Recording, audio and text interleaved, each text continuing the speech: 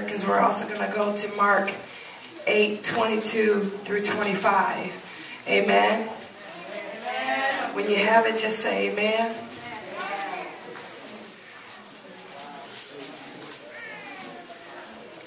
In Proverbs 29:18 it reads, "Where there is no vision, the people perish.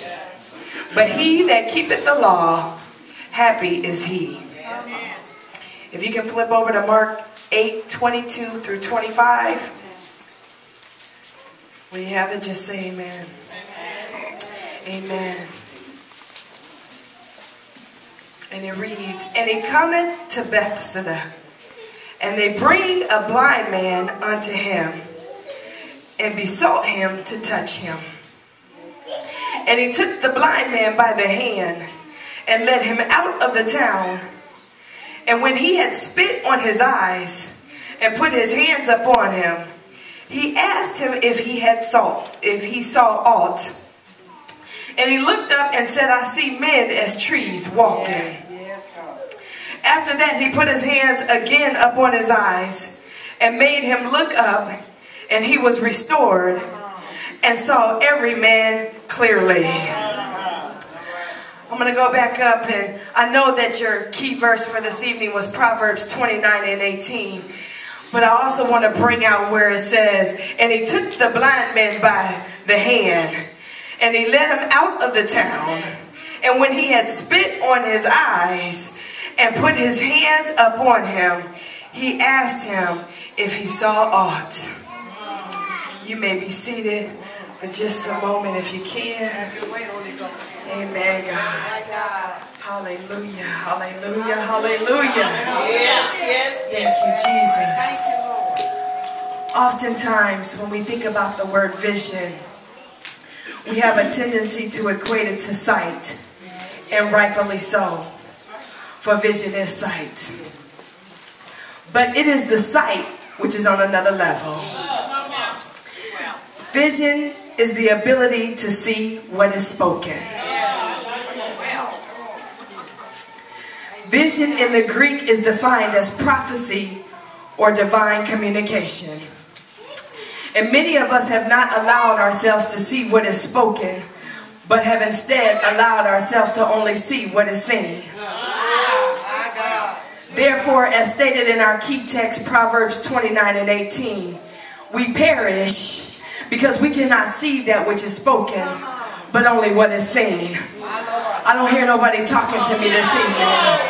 I said we perish because we don't see what is spoken, but we can only see what is seen. And as a result, many of us never move beyond what we see. We wake up in the morning and we see what we've always seen, whether it be loneliness, despair, fear or frustration, depression or lack, or abuse. And whatever you continue to look on a day-by-day basis is what you'll always see. If you're looking at depression, you're going to always see depression. If you wake up looking for rejection, you're going to always see rejection. But the moment that you wake up and you see prosperity, guess what? You'll have prosperity. The moment that you wake up with a new vision, you'll have a new vision. But the longer you set up in fear and say, this is not for me, guess what? Fear will take you and consume you. The longer you wake up and say, I don't have anything or anybody, you'll still have anything or anybody. But the minute you wake up and say that I have Jesus and Jesus is all that I need, then your life will be sufficient for you.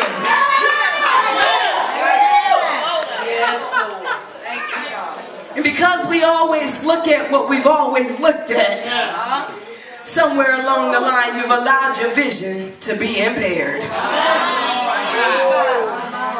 As such, I am reminded of what Steve Goodyear, who was an ordained United Methodist minister and the author of numerous books, said in regards to the hummingbird and the vulture. He states that both the hummingbird and the vulture fly over our nation's deserts. However, all vultures see is rotting meat, because that is what they're looking for. The vulture thrives on that diet, But the hummingbird ignores the smelly flesh of dead animals. And the hummingbird is instead looking for the colorful blossoms of desert plants. Like many of us, the vultures live on what was. They live in on the past. They fill themselves with what is dead and gone.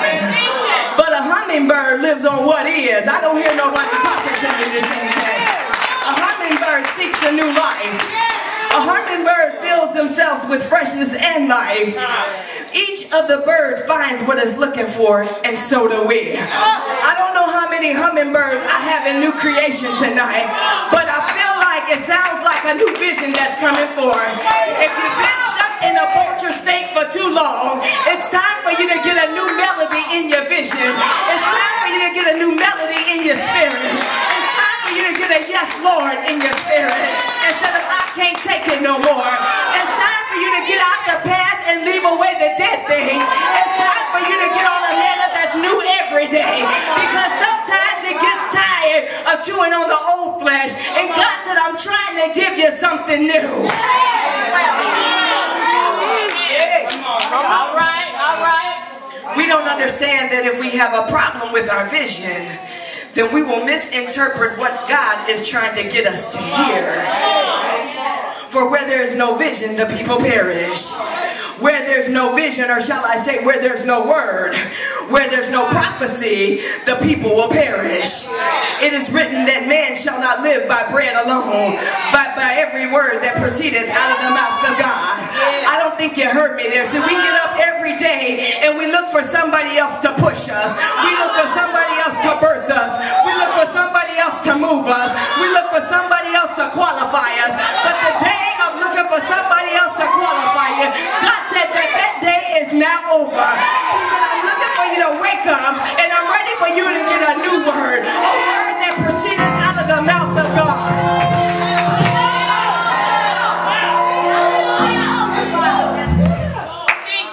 But he that keepeth the law, happy is he. When we attend to what God reveals, that's when we are most blessed. Such as with the blind man that is not blind. He has sight but cannot see. Therefore he stumbles. But when your steps have been ordered, I said, but when your steps have been ordered, when God shows up, he will begin to bring sight. But in order to receive the word, you must first go through a process. I can't get too many amens right there, because none of us like to be processed. None of us like to go through the going through. And let me tell you, the only reason why you don't like to go through is because you forget that you're going through and you get stuck. I don't hear nobody talking to me. See, there's a process that you're supposed to go through. And when you begin to go through something, that means that you go through. You continue to proceed. But some of us get caught up in a woe is me situation. And we say, I'm in this place because of. And we never get beyond the fact that we've been abused or misled. We never get beyond the fact that we've been misunderstood or disrespected. We never get beyond the fact that we've been rejected. So what we do is we forget to go through. We forget to go through the process. And we wind up getting stuck in the middle of the midst. And when we get stuck in rejection, when we get stuck in depression, let me tell you, brothers and sisters, it's a hard pull to get out of it. But if you just understand that all God wants you to do is go through.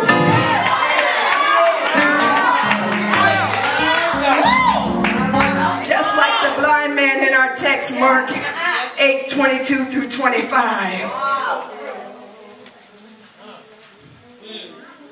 Hallelujah.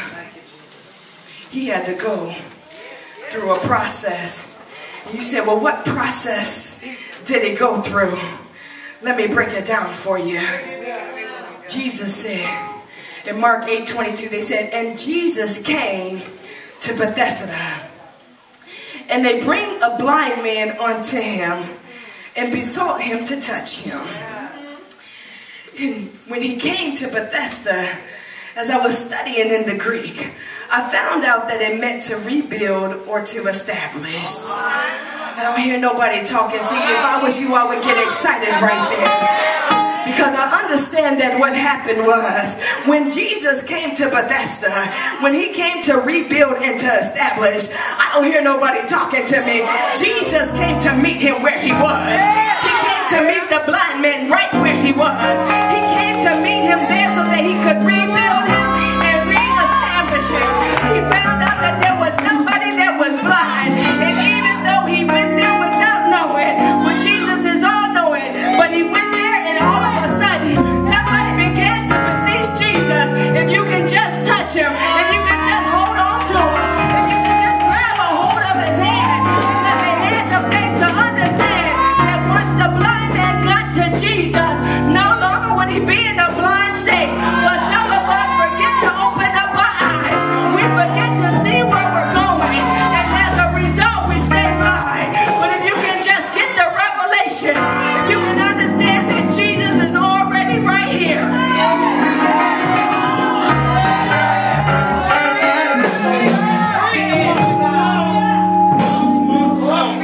Say, well, what process did he go through? Well, Jesus took the blind man by the hand and he led him out of the town. And I found that interesting, because if he came to build him, rebuild him, and establish where he was, why did he leave him out? Lead him out. What Jesus comes to do is sometimes he's got to lead you out of where you are in order to reestablish you. Because if he tries, I said if he tries to rebuild you where you are, you'll look back and say, oh, this ain't my lot today. You look back and say, it's not time for me to be rebuilt. It's not time for me to be established, because you're so busy focused on the past. You're so busy focused on the dead things. But God said, I'm going to lead you out.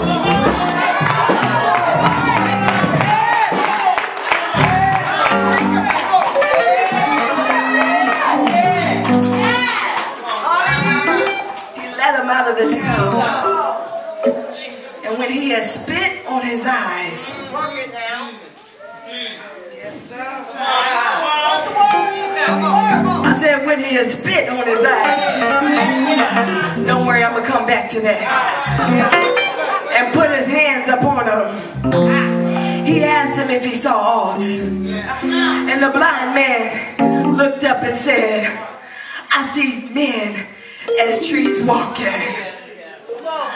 I don't know about you, but if I've been blind and could not see for such a long time, when I open up my eyes, the very thing that I would like to see is the very thing that I can identify with. I don't hear nobody talking to me, but when he said I see trees walking, all I could think about was the Psalms 1 and 3. He said, and he shall be like a tree planted by the rivers of water, that bringeth forth his fruit in season, and his leaves shall not